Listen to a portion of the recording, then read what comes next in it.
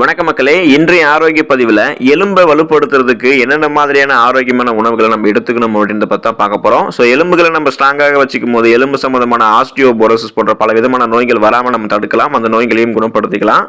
உடலுக்கு வேண்டிய சத்துக்கள் எடுக்கும்போது நம்ம எலும்புகளை வலுவாக வைத்திருக்கக்கூடிய உணவுகள்லையும் நம்ம கவனம் செலுத்த வேண்டியது ரொம்பவே அவசியம். ஸோ அப்படிப்பட்ட உணவுகள்லாம் என்னென்னன்றத பார்க்க போகிறோம். எலும்புகள் வலுவாக வைத்திருக்கக்கூடிய உணவுகளை தேடி போக வேண்டியதில்லை. அன்றாடம் நம்ம சாப்பிடக்கூடிய உணவுகள்லேயே எலும்பு வலுப்படுத்தக்கூடிய உணவுகளை தனி கவனம் செலுத்தினாலே அப்படியான உணவுகள் என்ன அப்படின்றத பத்தி வாங்க பார்ப்போம். பார்க்கறதுக்கு முன்னாடி இந்த வீடியோக்கு ஒரு லைக் கொடுத்துட்டு இந்த தகவலை உங்களுக்கு தெரிஞ்சவங்களுக்கும் ஷேர் பண்ணுங்க. இது அவங்களுக்கும் பயனுள்ளதாக இருக்கக்கூடிய ஒரு ஆரோக்கிய பதிவு தான். இது போன்ற அப்டேட்ஸ்களுக்கு நீங்க இன்னும் நம்மளோட சேனலை சப்ஸ்கிரைப் பண்ணாம இருக்கீங்கன்னா உடனே சப்ஸ்கிரைப் பண்ணி வச்சுக்கோங்க. பக்கத்தில் இருக்கக்கூடிய பெல் பட்டனை கிளிக் பண்ணி ஆல் அப்படின்ற ஆப்ஷன் மறக்காம செட் பண்ணி வச்சுக்கிட்டீங்க அப்படின்னா நான் போடக்கூடிய எல்லா அப்டேட்ஸும் உங்களுக்கு நோட்டிபிகேஷனோட அடிக்கடி வந்து சேரும். சரி வாங்க மக்களே, இப்போ வீடியோக்குள்ள போயிடலாம். எலும்புகள் ஆரோக்கியமாக இருக்க பழங்கள், காய்கறிகள், மூலிகைகளை நீங்க எடுத்துக்கலாம். அனைத்து பழங்கள் காய்கறிகளிலுமே பொட்டாசியம் இருக்கு. இது எலும்போடைய அடர்த்தியை உங்களுக்கு உறுதிப்படுத்துது. அதே போல சில மூலிகைகளும் கூட உங்களுக்கு இருக்கு. இது கூட உங்களுக்கு எலும்புகளுக்கு வந்து பாத்தீங்கன்னா நன்மை பயக்கும். இதை குறித்து நம்ம பார்ப்போம். ஸோ அதை நீங்க வந்து பாத்தீங்கன்னா உங்களுடைய உணவுகளில் சேர்த்து எடுத்துக்கலாம். மஞ்சளை நீங்க எடுத்துக்கும் போது எலும்புகளுடைய ஆரோக்கியம் ரொம்பவே நல்லா இருக்கும். மஞ்சள் எலும்பு வளர்ச்சிக்கு முக்கியமாக உதவக்கூடியதாக இருக்கு. மூட்டு வலியை மஞ்சள் சரி செய்யும். நோய் எதிர்ப்பு சக்தியையும் மஞ்சள் உங்களுக்கு கொடுக்கும். ஸோ இது ஆன்டிபயோட்டிக்காக இருக்கு. ஞாபக சக்தியையும் உங்களுக்கு மஞ்சள் வந்து பாத்தீங்கன்னா மேம்படுத்தும். மஞ்சளை நீங்க பாலில் கலந்து சூடாக்கி ஆற வச்சு நீங்க குடிக்கிறது மிகவும் நல்லது. சூடாவே மிளகு பொடியும் நீங்க அது கூட சேர்த்து வந்து பாத்தீங்கன்னா குடிக்கலாம்.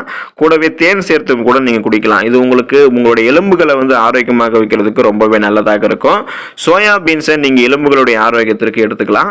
சோயா பீன்ஸ்ல ஃப்ளவனாய்டுகள் அதிகம் இருக்கு. இது எலும்புடைய மெட்டபாலிசத்திற்கு உதவி செய்கிறது. அதாவது எலும்புடைய வளர்ச்சிதை மாற்றத்துக்கு ரொம்பவே உதவிகரமாக இருக்கு. மேலும் மெனோபாஸ் பிரச்சனை இருக்கிறவங்க எல்லாம் ஆஸ்டியோபோரோசிஸ் வராமல் தடுக்கிறதுக்கு இது ரொம்பவே உதவிகரமாக இருக்கு. ஆஸ்டியோபோரோசிஸ் வந்து எலும்பு மெலிவு நோய். ஸோ மெனோபாஸ் காலங்களில் பெண்களுக்கு இந்த ஆஸ்டியோபோரோசிஸ் சொல்லக்கூடிய எலும்பு மெலிவு நோய்கள்லாம் ஏற்படும். இதை வராமல் தடுக்கணும் அப்படின்னா நீங்கள் இந்த சோயா பீன்ஸ் எடுத்துக்கலாம். சோயா பீன்ஸ், சோயா பால், டோஃபு போன்றவை அடிக்கடி நீங்கள் வந்து பார்த்தீங்கன்னா எடுத்துக்கணும். முருங்கைக்காயை நீங்கள் எடுத்துக்கொள்ளும் போது எலும்புகளுடைய ஆரோக்கியத்தை நீங்கள் பாதுகாத்துக்கலாம். முருங்கைக்காயில் கால்சியம், பாஸ்பரஸ் அதிகம் இருக்கு. இது ரெண்டுமே எலும்புக்கு மிக மிக மிக முக்கியமான சத்துக்களாக இருக்கு. முருங்கைக்காய் சாறு நீங்கள் தினசரி கூட வந்து கூடி சாப்பிடலாம். எலும்பு இதனால உங்களுக்கு பலப்படும். முருங்கை இலையும் கூட உங்களுக்கு மிகவும் நல்லது. முருங்கையில் புரதம், vitamin A, vitamin B6, vitamin C, riboflavin தாதுக்கள் எல்லாம் அடங்கியிருக்கு. இது உடம்புக்கு பல வகைகளிலுமே வந்து பார்த்தீங்கன்னா உங்களுக்கு பலன் தரும். மாதுளம் பழத்தை நீங்கள் எலும்புகளுடைய ஆரோக்கியத்திற்கு எடுத்துக்கலாம். மாதுளம் பழத்தில் கோமோஸ்டிரால், காமஸ்டன் ஆகியவை அடங்கியிருக்கு. இது பைதோஸ்டீரோஜன்களாக வந்து பார்த்தீங்கன்னா செயல்படுது. இது நமது உடல்ல எலும்புகளுடைய வளர்ச்சிக்கு உதவிகரமாக இருக்கு. எலும்பு பலவீனமாவதையும் தடுக்குது. நீங்க இந்த மாதுளம் பழத்தை ஜூஸாக எடுத்துக்கொள்வதற்கு பதிலாக ஒரு கப் மாதுளம் விதைகளை கூட நீங்க எடுத்துக்கலாம். ஜூஸாக எடுத்துக்கும் போது அதை விட நீங்க உங்களுக்கு இந்த மாதுளம் பழத்தை அப்படியே விதைகளாக நீங்க சாப்பிட்றது ரொம்பவே நல்லதுதான். கரிசலாங்கண்ணியை நீங்க உங்களுடைய எலும்புகளுடைய ஆரோக்கியத்திற்கு எடுத்துக்கலாம். கரிசலாங்கண்ணி கல்லீரல் ஆரோக்கியத்திற்கு முக்கியமானது தான். சேதமடையக்கூடிய திசுக்கள், உள்ளுறுப்புகளில் புத்துணர்ச்சி பெறுவதற்கு இது உதவிகரமாக இருக்கு. உடல்ல ஏற்படக்கூடிய காயத்திற்கு இந்த கரிசலாங்கண்ணி நல்ல மருந்தாக சொல்றாங்க. ஸோ தினசரி நீங்க இந்த கரிசலாங்கண்ணியை எடுத்துக்கொள்வதன் மூலம் உங்களுடைய உடலுக்கு இது நன்மை பயக்கும். எள்ளோட சேர்த்து நீங்க கரிசலாங்கண்ணியை பயன்படுத்தும் போது எலும்பை வலுவாக்குறதுக்கு இது உங்களுக்கு ரொம்பவே உதவிகரமாக இருக்கும். ஸோ அந்த வகையில் கரிசலாங்கண்ணியை நீங்க எலும்புகளுடைய ஆரோக்கியத்துக்கு எடுத்துக்கலாம். இரட்டை மதுரம், அதை நீங்க எலும்புகளுடைய ஆரோக்கியத்திற்கு எடுத்துக்கலாம். ஆஸ்டியோ ஆர்த்தரைட்டிஸ் பிரச்சனைக்கு இரட்டை மதுரம் கை கொடுக்கும். அது ஒரு நல்ல மருந்து. பெண்களுக்கு மெனோபாஸ் சமயத்தில் ஆஸ்டியோபோரோசிஸ், எலும்பு மெலிவு நோய் போன்ற பிரச்சனைகள் வராமல் தடுக்கக்கூடியது இந்த இரட்டை மதுரம் தான். பிரசவத்திற்கு அப்புறம் கருப்பை பலப்படுறதுக்கு இந்த இரட்டை மதுரம் ரொம்பவே உதவிகரமாக இருக்கு. ஈஸ்ட்ரோஜனுடைய உற்பத்தியை அதிகரிக்கிறதுக்கும் இந்த இரட்டை மதுரம் உங்களுக்கு உதவிகரமாக இருக்கு. ஸோ இந்த மாதிரி சமயத்தில் உங்களுக்கு எலும்புகள் ஆரோக்கியமாக வச்சிருக்கணும். இல்லைன்னா ஆஸ்டியோபோரோசிஸ் போன்ற எலும்பு மெலிவு நோய் பிரச்சனை எல்லாம் ஏற்படும். அதனால நீங்க இந்த இரட்டை மதுரத்தை இந்த மாதிரி காலங்களில் எடுத்துக்கும் போது உங்களுக்கு எலும்புகளுடைய ஆரோக்கியம் ரொம்பவே அதிகமாக இருக்கும். சில எலும்புகள் ஆரோக்கியமாக இருக்கும். பிரண்டையை நீங்க எலும்புகளுடைய ஆரோக்கியத்திற்கு எடுத்துக்கலாம். ஆயுர்வேதத்தில் உடைந்த எலும்புகளை சரி செய்ய பிரண்டை தான் பயன்படுத்துவாங்க. வஜ்ரவல்லி அப்படின்னு இதுக்கு வந்து பார்த்தீங்கன்னா சமஸ்கிருதத்தில் பெயர் இருக்கு. ஆஸ்டியோபோரோசிஸ் பிரச்சனையை சரி செய்யக்கூடிய மிக முக்கியமான மருந்துல இந்த பிரண்டையும் வந்து பார்த்தீங்கன்னா ஒன்றாகும். இப்படிப்பட்ட பிரண்டை, இந்த பிரண்டையில நிறைய கால்சியம் சத்து இருக்கு. மாதவிடாய் வலிக்கு பிரண்டை நல்ல மருந்து. பிரண்டையை நீங்க துவையலாக்கி சாப்பிடலாம். மஞ்சள், உப்பு கலந்து பவுடர் ஆக்கி கூட நீங்க இதை சாப்பிடலாம். ஜூஸ் ஆக்கி நீங்க தேன் கலந்து கூட வந்து பார்த்தீங்கன்னா இதை நீங்க குடிக்கலாம்.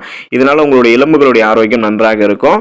காஃபி நீங்க குடிக்கிறத நீங்க நிறுத்திக்கோங்க. காஃபி உங்களுக்கு வேண்டாம். அப்படி நீங்க இருக்கும்போது எலும்புகளுடைய ஆரோக்கியம் உங்களுக்கு சிறப்பாக இருக்கும். காஃபி வந்து பார்த்தீங்கன்னா காஃபி கொட்டையிலிருந்து தயாரிக்கப்படுகிறது. இதில் இருக்கக்கூடிய முக்கிய வேதிப்பொருள் என்னன்னு கேட்டிங்கன்னா கெஃபைன்.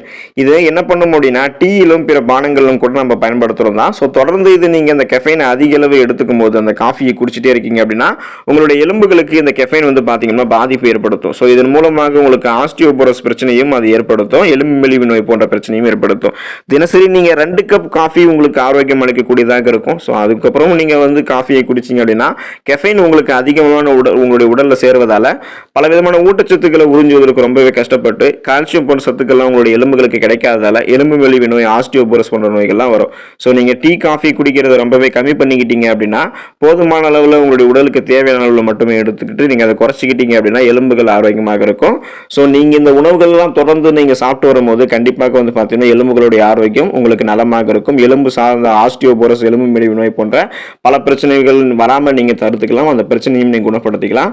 எலும்புகளுடைய ஆரோக்கியத்தை நம்ம முன்னாடியே வந்து பார்த்தீங்கன்னா ஆரோக்கியமாக வைக்க வேண்டியது ரொம்பவே அவசியம். ஏன் அப்படின்னா அப்படி இருந்தால் தான் நம்மளுடைய செயல்பாடுகள் அனைத்துமே வந்து நம்ம முழுமையாக செய்ய முடியும். எலும்புகள் சார்ந்த பல பிரச்சனைகள் இருக்குது அப்படின்னா நம்ம அன்றாட வாழ்வில் நம்ம செய்யக்கூடிய ஒரு சில செயல்களை நம்ம வழக்கமாக செய்ய முடியாமல் போயிடும். ஸோ எலும்புகளுடைய ஆரோக்கியத்தை பாதுகாக்க இந்த உணவுகளை நீங்கள் சாப்பிடுங்க, ஆரோக்கியமாக இருங்க. நன்றி மக்களே.